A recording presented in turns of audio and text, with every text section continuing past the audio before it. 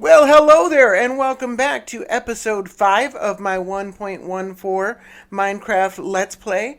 In our last episode, we took on the Wither, we took on the Elder Dragon, we took on an Elder Guardian, we cleared out an ocean monument, we found a few slime chunks, and we started building this floating island. A lot got accomplished in that last episode. In this episode, we're going to only work on a couple of things, but they're going to be much bigger projects. It's kind of hard to tell what's going on here, but this is a proper villager breeder. Come down here. These are the cells right here. They stand on top of this lantern right here. So we've got these ones open so I can drop villagers down in there. I have to fill this up with villagers. And then there's a ring. There's just a lot going on here. So there's a ring over here. This is Nembaum's design, by the way. I'll post the link in the description. So this ring is where you place food and the food rotates around, gets fed to them, then they are born and they float. Oh! Alright, it's kind of hard to get a good angle at this, but when they're born, they float up to right here and they stay there as babies. There's a glass block right there, and when they are an adults, they will push through that glass block and they'll get pushed by the water, and then they will go up a tunnel that right now is going to feed back into the system. So we've got a water channel. That's what all this mess that's all temporary on top of here. So there's a water channel here, and then it feeds back in to this chain right here where we can put more villagers. So we just need to get 2 in this, start them breeding, and then the next ones will close this off and we'll open this one up, get 2 into there, 2 into the next one, until we've got this all filled. Back in the center of the island, I've crafted a couple of water elevators. This one's just a water drop, and it drops you down into here. There is a nether portal right there, and then there's a water elevator that goes back up. And the water elevator actually goes all the way down to the ocean.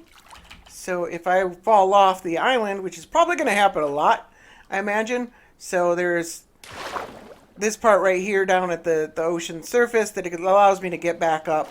It's probably even easier than using my elytra and trying to fly back up. And then this part right here will be buried inside. I can press forward to actually get up to just this section. There we go. And this part will be inside of the actual thing. It'll just be in the heart of it. And then the nether portal is all synced up. We're only at y equals 100, so it's not too bad. And right over here is my ender portal back to the spawn chunks. So back here at my house, you will notice that this little old villager cage is empty. And I think what happened is when I flushed it with water, I knocked out any torches that were over on this side. And that spot right there is light level 7. And a zombie almost certainly spawned in this area, took out the villagers, and then they all despawned. And so I gotta go find some more villagers. So I'm gonna relight this portal. This is to the village. The tunnel here goes further into the desert. So I'm gonna block off this back wall, like so, relight this portal, and hope that there are still 2 villagers in this village. I think that there was one baby. I'm pretty sure there was one baby, and hopefully there was also an adult there. So let's see if there are any villagers left in this village. Otherwise, I'm gonna have to go to another one. Alright, I've got one of them into the nether. Now I gotta get the other one up to some higher ground, because he's actually down pretty low. He's over here somewhere. I think that involves just waiting for him to move to where I need him to be. I don't know if there's really an easy way to get him to go up to higher ground. So let's see if that'll work. I couldn't get him to cooperate, so I just moved the nether portal over to a lower location. This should work just fine. I don't know how challenging this is going to be. I've got to get them up the water elevator, which might take a little bit of work. So there he is on this side. I got to get him to go into here, and then I got to get him on a boat up top, and pray to God he doesn't jump off the island for some stupid reason. They do dumb things sometimes. I might have to put him back in a boat to get him in front of this thing. This is probably gonna take a little bit of work. Come on, you can do it. You can do it. There we go. Now I gotta go get him. Alright, and don't fall down that hole. Don't fall down any of these holes. Come on. There we go. And now I gotta take him down this winding path here. And hopefully everything goes smoothly. Shouldn't be able to get out now. So just gotta break this boat and get him knocked into this hole here. Man, these villages are the worst. I ended up having to flush him with water and that did the trick, but we got this problem right here. He's not really jumping down there. Maybe I don't know if I can replace that if I break it. Guess we'll find out. Well, I pushed him in and now I'm stuck in here with him. And I don't have any ender pearls and I'm a little worried about anything I can do to get out of here. It's going to either hurt him or release him. Alright, I got out of there without releasing him or hurting him. But this is going to be an ongoing problem every time I do this, and there's a lot of times I need to do this. It might work a little bit better if I have the water flow from this side and then drop them over on this side of the block because there's this iron trapdoor as well on the same side.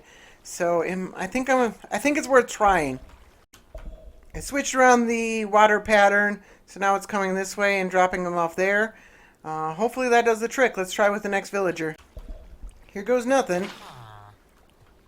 Get down in there. Come on. There he goes.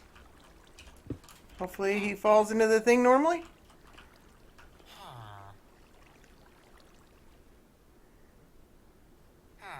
There we go. Okay, that worked a lot better. And then I can close this one off. Open this one up. I'll have to change the path around here a little bit. Doing that and then add the water. And then I just got to get these guys some food and wait for them to breed up.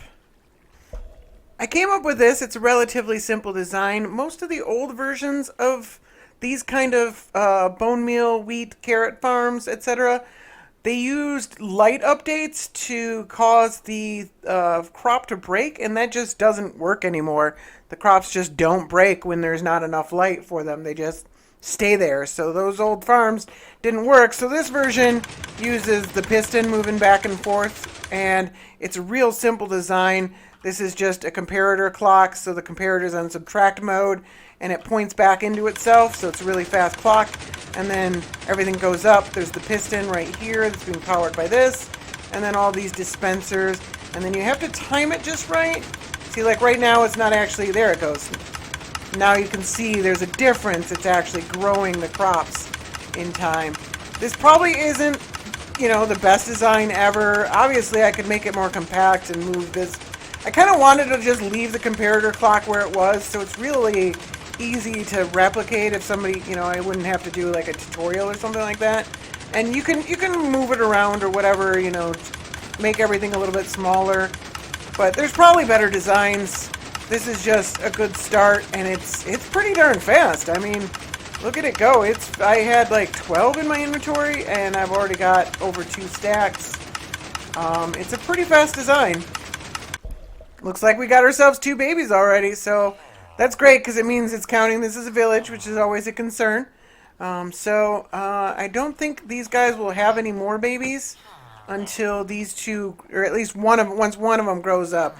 But I'm going to have to keep a careful eye because I want to make sure that only 2 end up in each one of these. So I might want some sort of door or something like that up here that keeps them from coming through all the way. Right now I don't have to worry, but as I get more and more cells, it's going to get harder and harder to keep it to just 2 per cell. Can mobs spawn on scaffolding? That's like the only block around here. There was a spider here that I had to kill, and now there's this Enderman that's... I'm so confused. It actually didn't take that long. There's still one more cell that needs to be filled. There's like a bunch of them down there right now already. Let's see. So yeah, there's a bunch of them down there. And so as soon as 2 of those guys grow up, I've only been feeding these first 2 ones so that I don't get overwhelmed with too many at a time. I haven't had that much trouble because at most two have come at a time because I've only been breeding two pair. And then, but once I get all these going, they can actually breed really, really fast. So there's an on-off switch that Nembob set up. This whole water tube would have interfered with that, and there was no reason to do it yet. But it's going to be pretty important that I put that in place. And then the other thing that I've already put into place is somewhere to put the overflow villagers once this is filled. I got a little cage right here. The water tube will come up there. I'm going to add a little bit of decoration to this in a little bit. But I needed to get it set up because otherwise I didn't have anywhere to put the next villagers that are already been bred.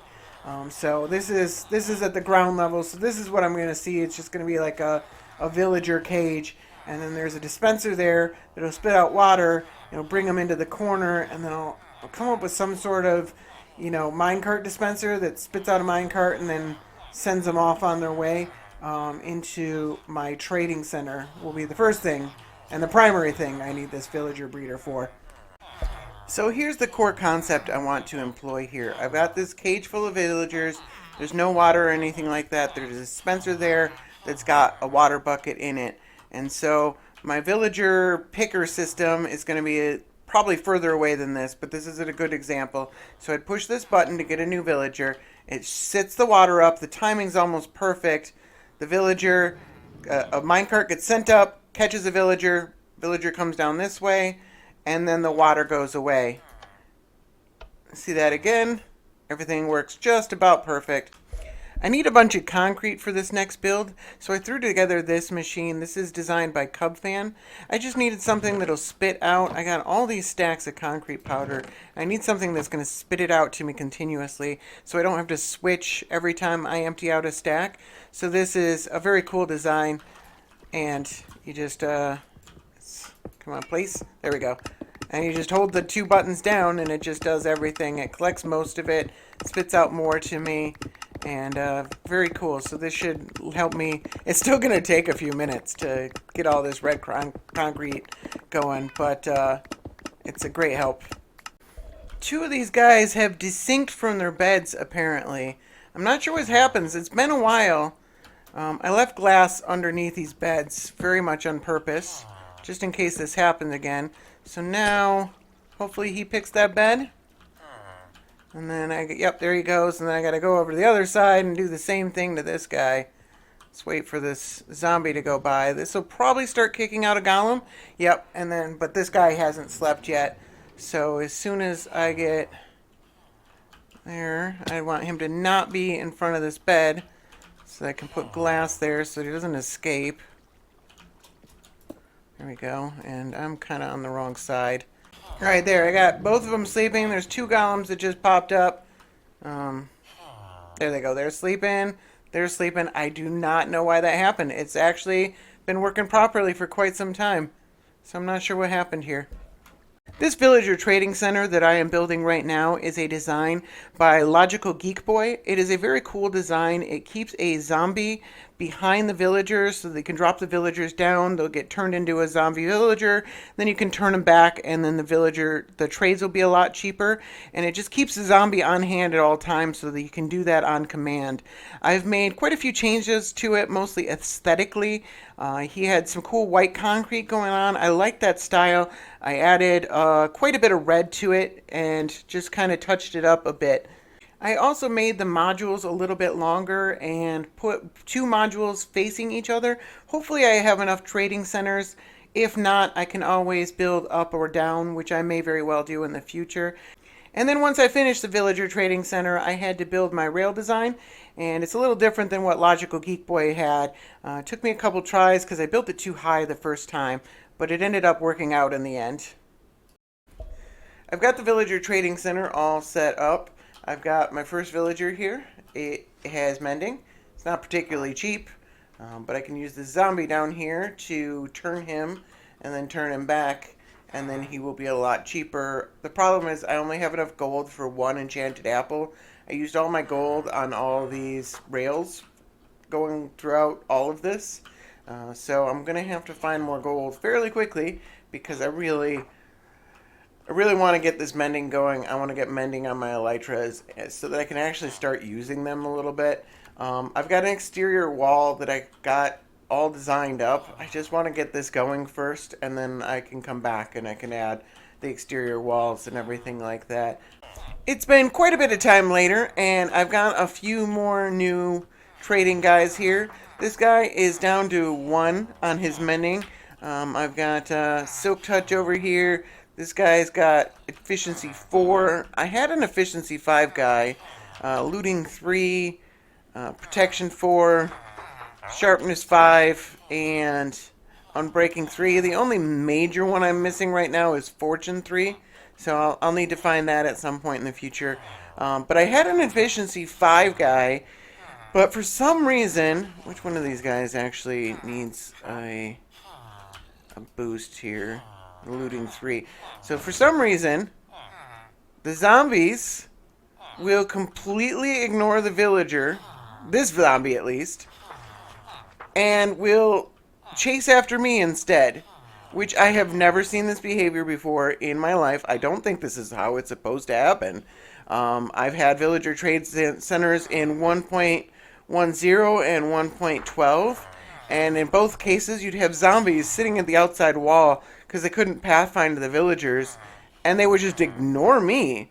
And in this case, like if I break line of sight, he will attack the villager, and then if I come back, he's still not attacking the villager. It's the weirdest thing. I've never seen anything like it before. The wiki says that once they lock onto a villager, they're supposed to ignore everything else. And as far as I know, that hasn't changed. And for some reason, I don't know if I need another villager or a new zombie or something like that, but I've never seen anything like this. So anyways, I have to break line of sight in order to get the zombie to fight this guy. So I ran over here, and I was grabbing a few things for my thing to break line of sight, and I came back, and my efficiency 5 villager, he had killed it, and it just despawned, because it's rare that if you're more than 24 blocks away that they'll despawn, but it is possible, and I was gone for like 30 seconds, and he despawned in exactly that amount of time, and I'm really sad about it, because it took forever for me to find even an efficiency 4 villager. I still have not found another efficiency 5 villager. On the other hand, this guy also has unbreaking 3 and mending, so he's an amazing villager. And the fact that it's efficiency 4, you just combine the 2 books. And like when they used to cost like 40, 50 gems or whatever, 38 in this case, combining 2 of them was pretty expensive. But when it's only 1, you just combine 2 of them. It costs 5 levels, and you get efficiency 4. So it's not too bad, but I'm still weirded out. I might have to just replace a zombie. I don't know if it's the specific zombie, but he will only pathfind to me. Anyways, so this actual villager pen right here actually isn't that big of a deal. Most of the time you spend here, you'll actually be doing this over and over again. It's not the time of day that this works, but you just do a bunch of this for like 3 days in a row with like the same villager a lot of the time, especially if you're trying to get a specific trade. So having another villager take a minute to come doesn't really matter, so I'm going to leave that be. I might actually have to turn off this village. I turn the villager breeder back on, and I'm noticing there's a lot of them over there because it breeds. Oh my god, that is so many villagers. Yeah, I forgot to turn this thing off. Oh my god. I need to move this button up, but it puts glass into their head like that, so it breaks their line of sight, so they stop breeding. I forgot to do that, and now I have way too many villagers. That is insane. Maybe I'll just put a bucket of lava in that dispenser and press the button, and that might work. So I've done a bunch of trading with these guys, and I have put mending on everything, and I've even made some extra tools and stuff like that, made an extra set of armor. I've got mending on my elytra so I can start using those, and then I've got whole shulker boxes full of enchantments. I've got one that's entirely full of unbreaking, this one's mending, that one's unbreaking, and then I've got a bunch of extra ones with efficiency 5 and stuff like that. Mostly extra mending and unbreaking books because I made a lot of those. One thing that's really interesting is that this guy has an infinite trade. I can trade one book for one emerald, and I can trade that one emerald back to him to get 3 bookshelves, which I can crack to get 9 books. And that's pretty broken. And I know I've tried to avoid doing stuff that's kind of cheaty. This is obviously the way the developers intended. I mean, they designed it to do this. I don't think they intended it to be abused this much. And this is a fairly new mechanic, so I wasn't aware that it was. I knew it was good. I did not know that it was this abusable, that you just get free emeralds, basically. And I think gameplay is more interesting when you have to make decisions. And I didn't have to make any decisions. I didn't have to set up other villagers in order to trade. I didn't have to decide which farm to build. Although I probably would have just traded string to a Fletcher because I have a lot of string from my mob farm. But you know, I didn't have to make any decisions about which tools to enchant. Like I only could afford so many mending books, so I'm like, okay, I'll just enchant my other tool and then come back and do the rest. I just did all of them, made extra ones, and still have a shulker box full of. I mean, it's a pretty broken mechanic. That said, again, it's new. They'll probably change it at some point in the future. I wouldn't be surprised at all if they limited how far down the trades can go so they don't get too cheap and so that you don't get 3 emeralds, which is ridiculous. And, you know, I spent quite a long time setting all this up. So much so that I want to just, I've got mending on my elytra. That was the primary goal here. I'm going to just move on from this right now. I will finish the facade, the outside of this building at some point in the future. I'm going to add more villagers. I've been working at this for days, and I want to just move on and do something else now. Unfortunately, however, that's all I have time for in this episode. I was hoping to get to building the slime farm, at least part of it, but dealing with the villagers took quite a bit longer than I expected. There were some new mechanics I had to learn and everything like that. And there was quite a lot of building, including the breeder and this. And everything took longer than I expected. But I got a lot done. And I got a lot of cool things out of it. So thank you for watching. Have a good night.